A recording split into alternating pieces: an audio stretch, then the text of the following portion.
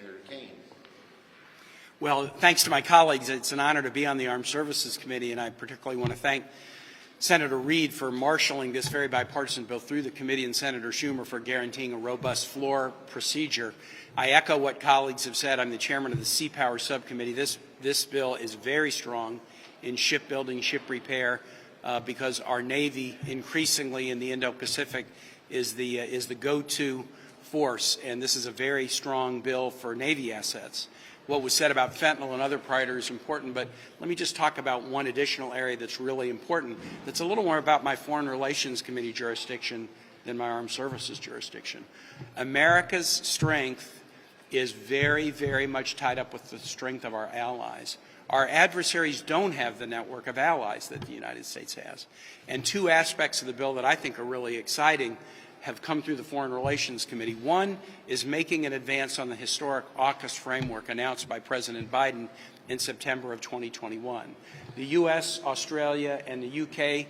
joining together on Pillar 1, first to explore the expansion of nuclear submarines in the Indo-Pacific to promote regional stability.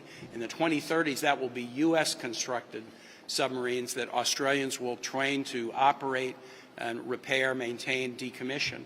But by the 2040s, we will help Australia develop their capacity to build their own nuclear submarines.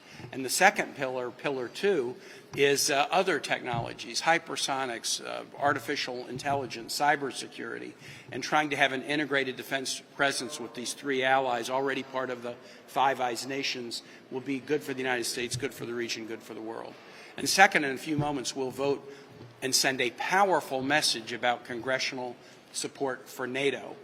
NATO has demonstrated its mettle. To those who questioned the viability of NATO, all you have to do is look and see what President Biden has been able to do to cause NATO nations to link arms and defend a sovereign Ukraine against an illegal invasion by a human rights abusing dictator.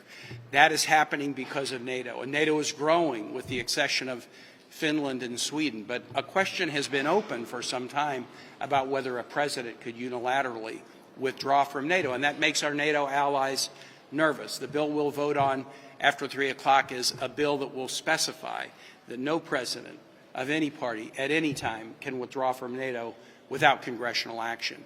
It will be seen by our NATO allies as a strong validation that Congress stands with and appreciates what NATO has been doing.